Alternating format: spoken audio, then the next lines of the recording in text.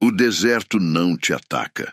Ele te observa enquanto você se perde. Em 1994, um ultramaratonista experiente entrou no Saara acreditando que conhecia seus próprios limites. Horas depois, uma tempestade apagou todas as referências e ele passou a caminhar em círculos sem saber. Durante 9 dias, ele bebeu a própria urina, comeu morcegos crus, tentou tirar a própria vida e, mesmo assim, sobreviveu. Não por heroísmo, mas porque desistir também exige energia. E ele já não tinha. Mauro Prosperi não era um aventureiro despreparado. Ele era um atleta de resistência, acostumado à dor prolongada, privação de sono e esforço extremo.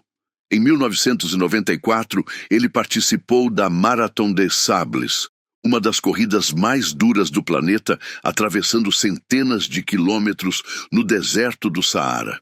A prova era organizada, com pontos de controle, orientação e regras claras. O risco existia, mas era calculado. O que ninguém controla no Saara é o clima. Durante uma das etapas, uma tempestade de areia se formou de forma abrupta. A visibilidade caiu a praticamente zero. Mauro, como outros competidores, tentou seguir em frente confiando no próprio senso de direção. O vento distorce sons, apaga pegadas e cria uma falsa sensação de avanço. Quando a tempestade cessou, o cenário era outro. Não havia corredores, não havia postos de controle, não havia trilha. Apenas dunas idênticas se estendendo em todas as direções. Inicialmente, Mauro acreditou que reencontraria o percurso. Essa crença, comum em situações de desorientação extrema, foi um dos fatores que o fez continuar andando na direção errada por horas. O erro não foi correr para o deserto. Foi acreditar, por tempo demais, que ainda estava no caminho certo. Se você quer histórias reais, documentadas e narradas com profundidade, se inscreva no canal e deixe seu like. O Real Facts existe para contar o que realmente aconteceu, sem exagero, sem invenção. No primeiro dia perdido, o corpo de Mauro ainda funcionava relativamente bem. Ele tinha condicionamento físico, alguma água e a falsa tranquilidade de quem acredita que a situação é temporária. O problema era psicológico. O deserto cria a ilusão de que qualquer direção serve. Sem marcos fixos, o cérebro perde rapidamente a capacidade de orientação espacial. Mauro tentou usar o sol como referência, mas a exaustão e o calor tornavam os cálculos imprecisos. Ele caminhou por horas, acreditando estar se aproximando de ajuda. Na realidade, estava se afastando ainda mais. Quando a noite caiu, a temperatura despencou. O corpo, já desidratado, começou a sofrer com extremos térmicos, calor violento durante o dia, frio cortante à noite. Ele dormiu pouco. O vento não cessava. O silêncio era absoluto.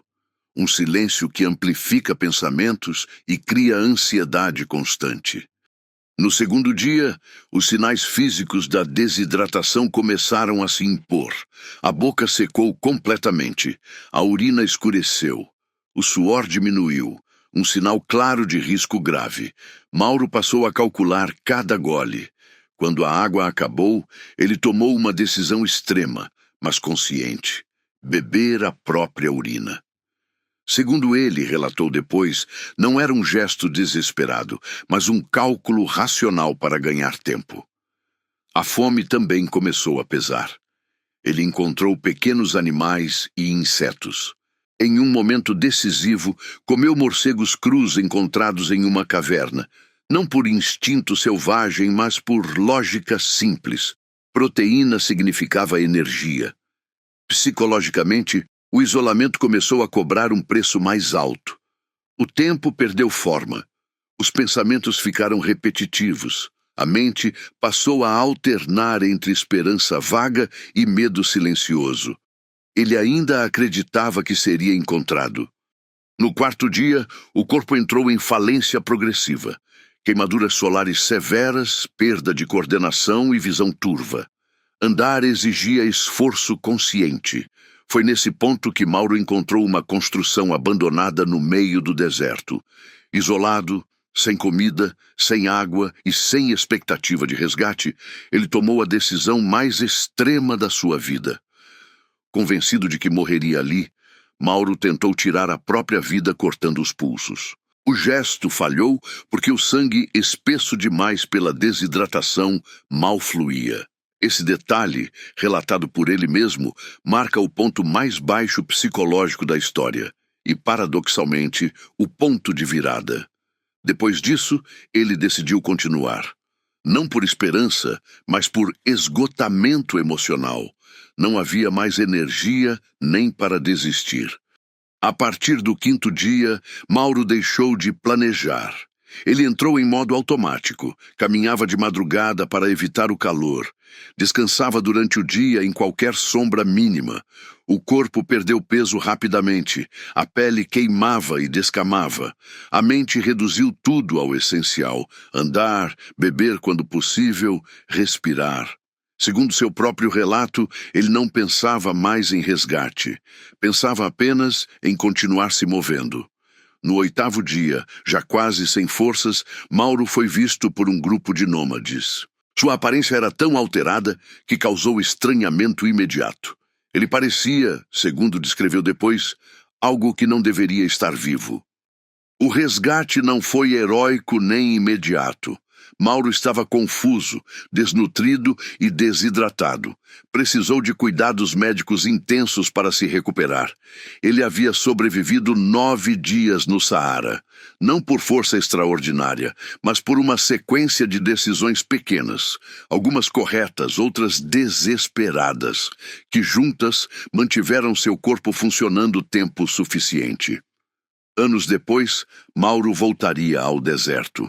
Não para desafiar limites, mas para compreender o que aconteceu com sua mente quando tudo foi retirado. A história de Mauro Prosperi não é sobre vencer o deserto. É sobre o momento exato em que a mente humana colapsa e o corpo continua mesmo assim.